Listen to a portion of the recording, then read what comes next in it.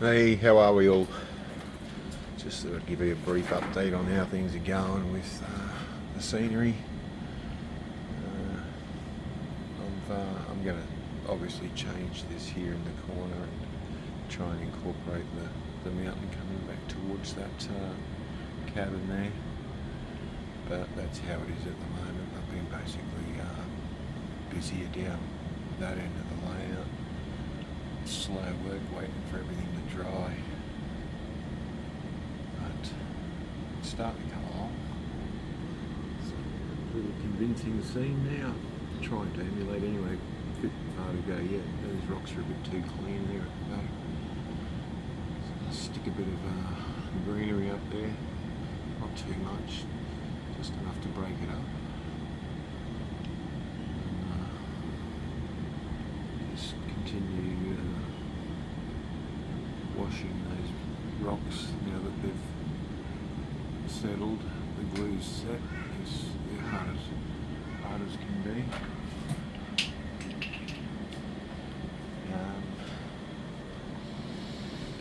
I haven't done anything too much down this end at the moment. Things are still drying, just toying with shapes and things like that and what I'm going to do. And I've just got enough styrofoam now to go to the corner and probably come back all the way around here eventually. Yeah, still a fair bit of work. It takes longer than you think. The weather just hasn't been as hot, which has slowed the drying process down for the glues, the PVAs that I've been using. Usually when we get those really hot summer days, it really cooks and evaporates the water out of the glue quite quickly. But yeah, she's just starting to, summer's tapering off. I've got this, it's just a straight up embankment, and yeah, I'm just in the middle of creating brick walls. They're made out of clay, and the thing is with clay, when you use it, it shrinks. So I'm going to have to patch it up, but I knew that in advance. It's not hard, I've done it before, so it becomes pretty seamless. Like, that's the brick wall that you're kind of looking for, in effect. I've been experimenting with styrofoam. I just created these two little pieces here.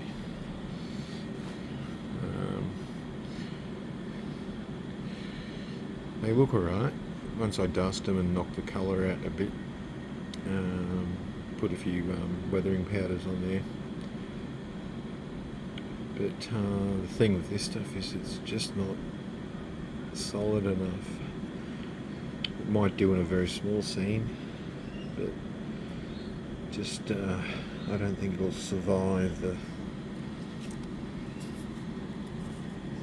perils of time. It is pretty flimsy, but it's easy to work with. Like, this is dead set easy to carve out. Just splodge a bit of colour on there and then put your grout in. It doesn't take long. It's just not a permanent solution. But by God, it's light. It doesn't add too much weight, which is like all of that over there at the back. It's all styrofoam. Loath to use anything else like plaster or anything like that, plaster of Paris, because it's just too damn heavy. I wheel this table around as I need to, and she already starts to weigh. It's already pretty hefty. And, puts strain on your track when you're struggling to move it if the wheels get stuck, and yeah, you just got to be careful. I haven't got a train to run at the moment. Like I say, I've been in the scenery business for one through just to give you the effect of what it will look like.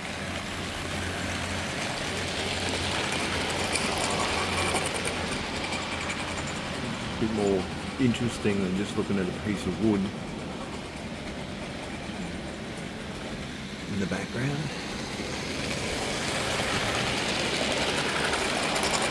So yeah, I'm pretty happy with that. I've got something else to show you.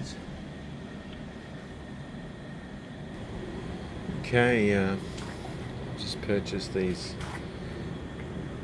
howitzers from a bloke who lives over the other side of town from me at Clontarf. These are all, this is die cast.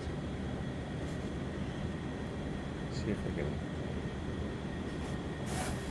get that. Oh geez, that light's not working. There we are. It's upside down.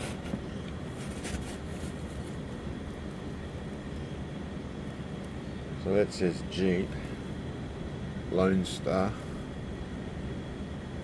and there's a brand. See if we can go closer in. Made in England. There we are. Lone Star. I haven't Googled that yet, so I'm wondering whether that's Lesney or not. I remember having one of these as a child. This I did not have as a child. Oh, just lost a soldier off the back. Rather archaic looking die cast cannon. This is the spring action. It shoots matchsticks. I'll have to clean it up. She's a bit stiff. I don't think that spring's seen any lubrication in a while, but still in pretty good nick. See if I can see who made this. Is there something on the bottom? Going close. No maker that I can. Oh, here we are. What have we got?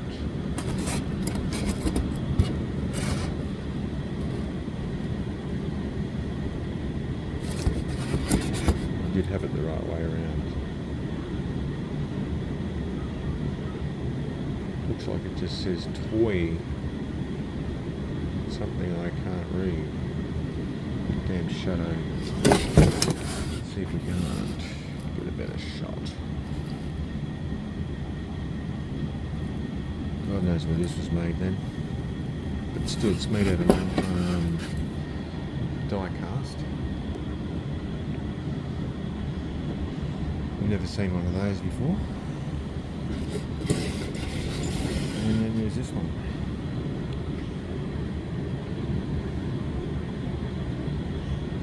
Which is, look, I don't know what the size of these, or the model of cannon these seek to emulate. I should have researched it, I suppose. It's got something on here. The Crescent Toy Company & Co. That's made in England. And you can tell it's made in England because it's very nice quality. Then there's this old bucket of bolts which needs repair. Bits and pieces all broken off it. Well, not broken off it, they've just become unfastened. So. But that looks like it shot something. It would be interesting to know what it was. So that looks like that. Something, there would have been a dart of some kind that fitted over the top of that and shot off when you. It was easy to make one. Let's see if we can get that back in the light. There we are. Nice bit of construction there. Actually, that one looks like an interesting one. It'll be interesting to see how that goes. Who made this? So this was built in Britain by Minic Limited. It's M301. So there you go. There'll be a few Englishmen on there that'll remember this. Have having something like this as a child, I think. Look at these soldiers. So old mate's obviously paid $2 for these and thrown them in. The fellow that I bought them off, but they're huge. They look like around that 25:1 scale. Dropped another one down here.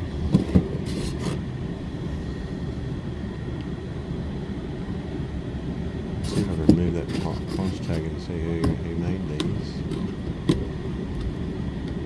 There's a stamp, I made this stamp this there. Let me read it.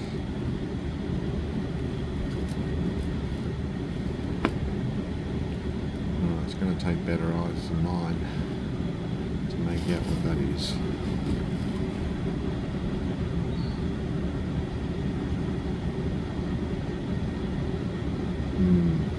I'll have to get my magnifying specs on to read that. Sorry. I'll let you know though. So anyway, this has been blurting on a little bit too long. But yeah, that's where I'm up to. We'll see how we go.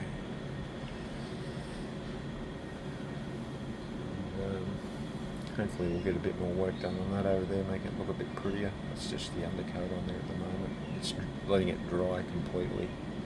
You just got to be patient when you're working with filler. It takes a bit longer than plaster of Paris, but it's a much better bonding and much stronger product to work with when you're modelling, I find anyway. Clay's not so great, but it does provide a structure for you to work on so that you can, add features to it, dust and powders and things like that after you paint it to bring it up. This is another rough example of one of my earlier attempts of creating a brick wall. You just you keep practicing. Little bits of clay that I've had left over, I've tried to mimic brick walls. Just broken down old pieces of wall that probably more fitting for a war scene than a railway, but there we go. I'll catch up with you again soon.